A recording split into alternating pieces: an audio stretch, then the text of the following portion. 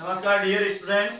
आज हम गाउस के नियम से अनंत रेखीय आवेश या आवेशित तार के कारण विद्युत क्षेत्र की तीव्रता ज्ञात करने का डेरिवेशन देखेंगे। देखिए, मान लेते हैं कि एक अपने पास में ए बी कोई अनंत चालक तार है। ए और बी कोई अनंत लंबाई का क्या है, मेरे पास में कोई चालक तार है और इस पर क्या है, धनावेश एक समान रूप से वितरित है और इसके कारण विद्युत क्षेत्र की क्या ज्ञात करनी है, मुझे तीव्रता ज्ञात करनी है। मैं मान लेता हूं कि यहां से इस चालक तार से r दूरी पर कोई बिंदु प्रेक्षण बिंदु P स्थित है और इस प्रेक्षण बिंदु P पर विद्युत क्षेत्र की क्या ज्ञात करनी है, तीव्रता। तो सबसे पहले अपन थ्योरी लिखेंगे। माना कि अनंत लंबाई के एक अनंत लंबाई का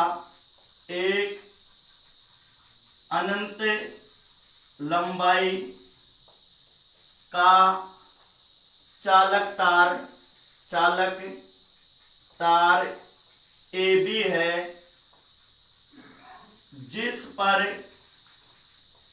Q आवेश एक समान रूप से वितरित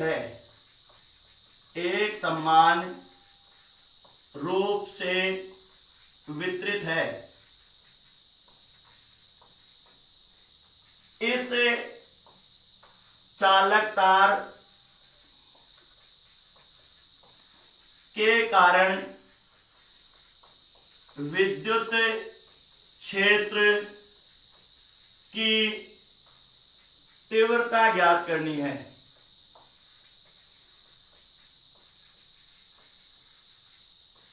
अब देखिए, अब हम O बिंदु के दोनों ओर दो अल्पांश A1 और A2 लेते हैं। तो अपन यहां लिखेंगे, अब हम चित्रानुसार बिंदु O के दोनों ओर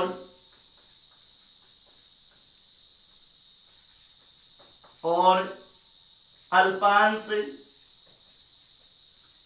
A1 व A2 लेते हैं, जिनकी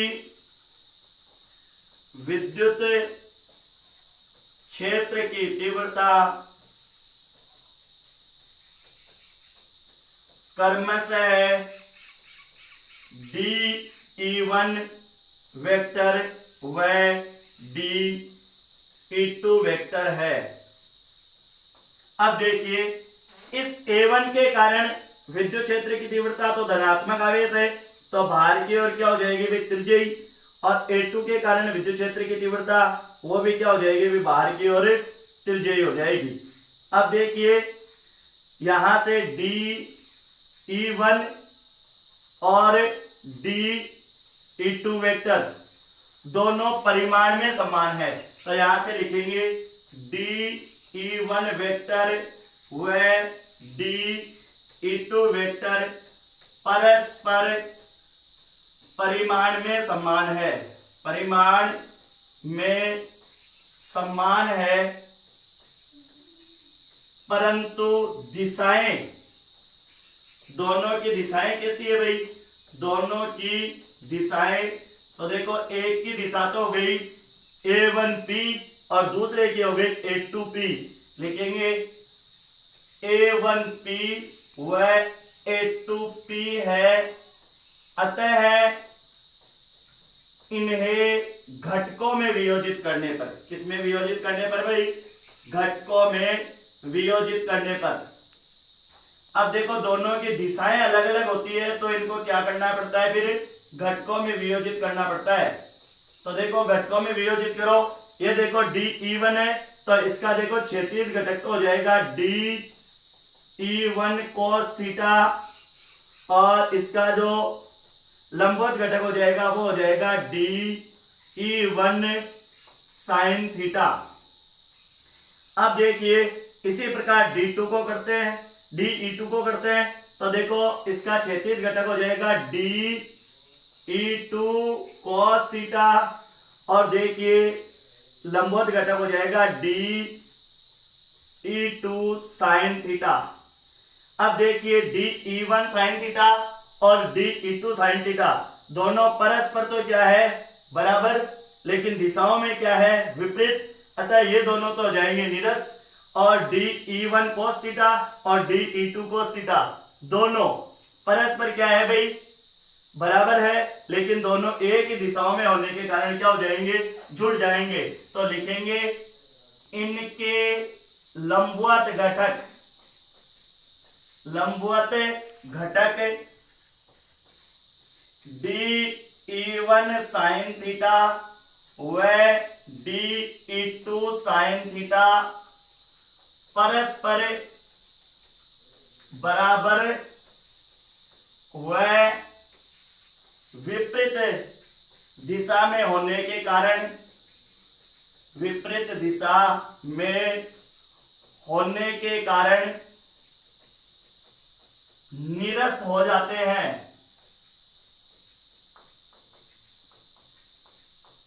जबकि इनके क्षैतिज घटक समान दिशा में होने के कारण, समान दिशा में होने के कारण जुड़ जाते हैं।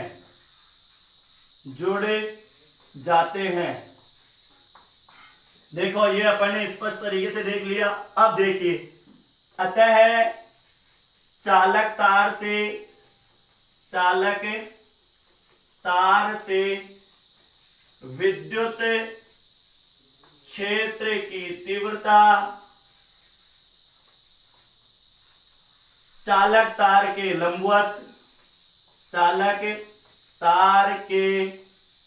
लंबवत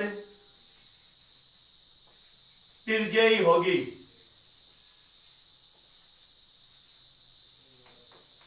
अब देखिए आप चालक तार के लंबवत विद्युत क्षेत्र की तीव्रता हो गई। तो आप देखो अब इसको ज्ञात करने के लिए, विद्युत क्षेत्र की तीव्रता ज्ञात करने के लिए इस चालक तार के चारों ओर एक गाउसियन पृष्ठ की कल्पना करते हैं।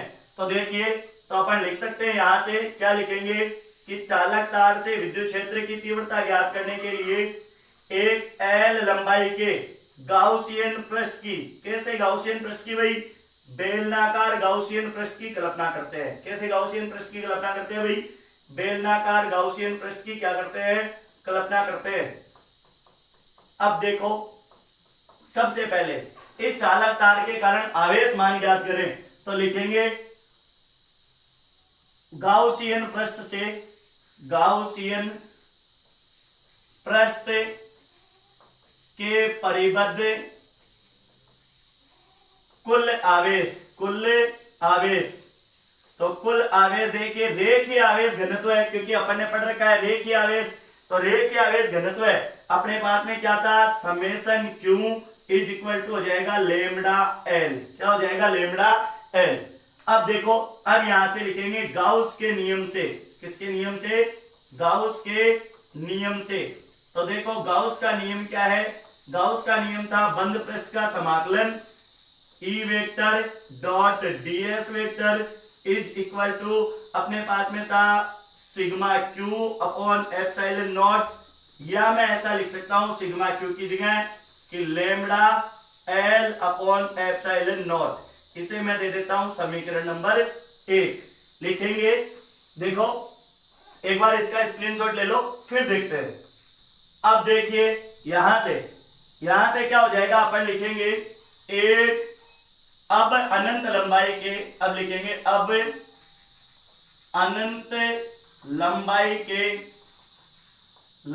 के चालक तार के कारण विद्युत क्षेत्र की तीव्रता ज्ञात करने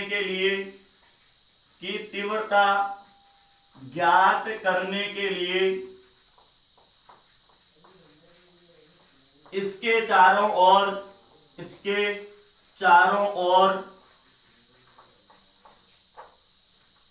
बेलनाकार गाउसियन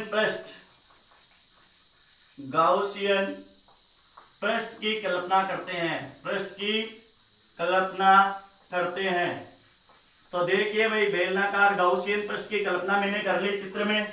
अब देखो, इससे 3 प्रकार के पृष्ठ अपने पास में बन जाएंगे। देखना, एक तो हो गया विद्युत क्षेत्र की तीव्रता ई वेक्टर, डी वेक्टर अल्पांश के कारण बाहर की ओर, और जो अपना क्षेत्रफल है ये ds, ये भी कहां हो जाएगा, ds वेक्टर भी बाहर की ओर।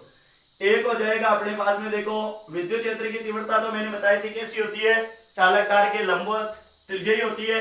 तो मैं यहां से लिख सकता हूं क्या हो जाएगा, de वेक्टर। और लेकिन यहां से देखिए अपने पास में, यदि मैं क्या लेता हूं, अल्पांश लेता हूं, कौन सा, क्षेत्रफल अल्पांश, तो क्षेत्रफल अल्पांश इसके क्या हो जाएगा, लंबवत, यानी कि थीटा बराबर हो जाएगा यहाँ 90 डिग्री, यहाँ थीटा बराबर हो जाएगा 0 डिग्री। और यहाँ देखिए विद्युत क्षेत्र की तीव्रता तो तार के लंबवत, और देखो जो क्षेत्रफल अल्पांश है वो क्या हो जाएगा अपने पास में वृत्ताकार बाहर की ओर, तो यहाँ हो जाएगा अपने पास में ds वेक्टर, यानी कि थीटा बराबर हो जाएगा 90 डिग्री। अब देखो यहां लिखेंगे गाउसियन पृष्ठ या बेलनाकार गाउसियन पृष्ठ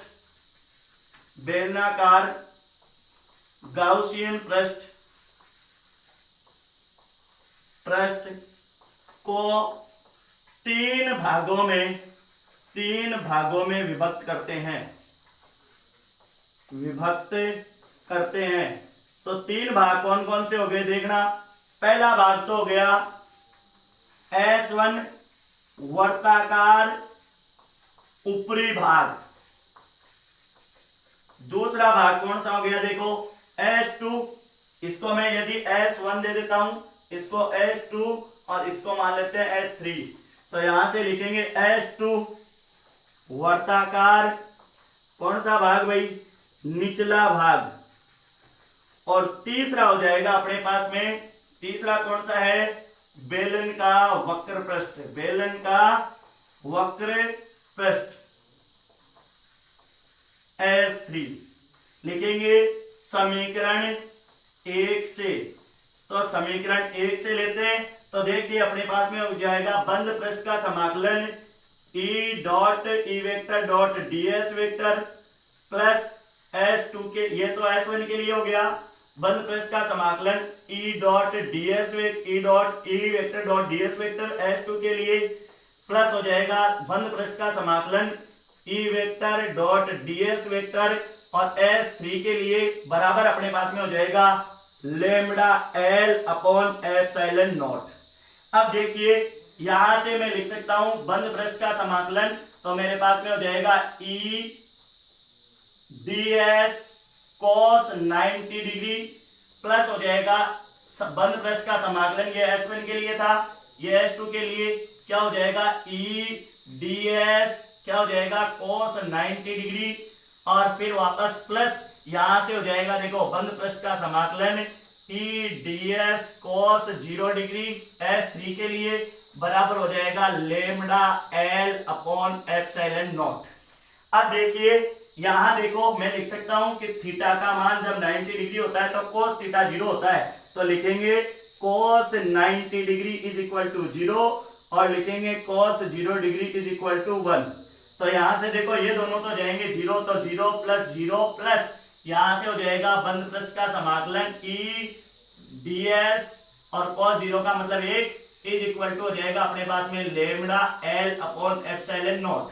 अब यहां से देखिए समाकलन करेंगे तो जो नियत राशि है वो बाहर आ जाएगी, तो E तो या मैं यहां से लिख सकता हूं कि E तो आ जाएगा बाहर और केवल समाकलन होगा बंद पृष्ठ का समाकलन ds का, और अपने पास में हो जाएगा lambda L upon epsilon not.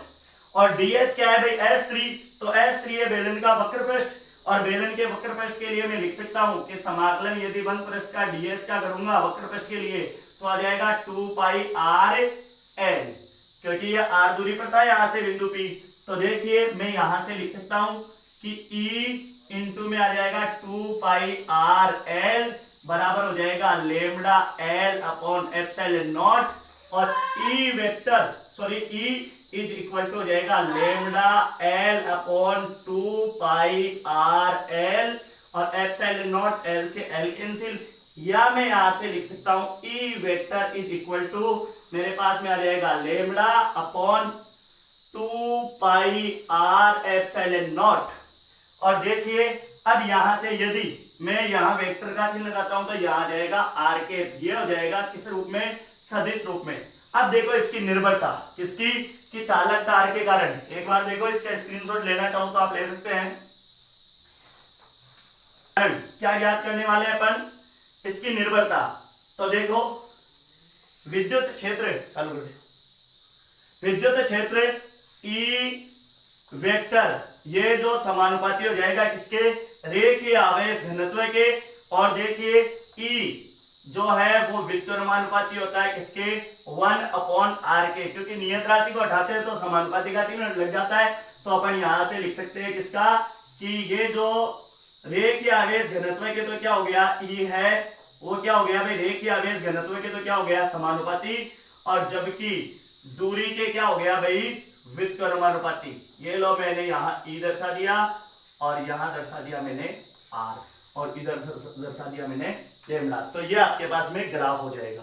तो ये काफी बार क्वेश्चन है, वो इसमें अपने 12th की एग्जाम में एनसीईआरटी में भी और आरबीएसई में भी पूछा जाता है। धन्यवाद।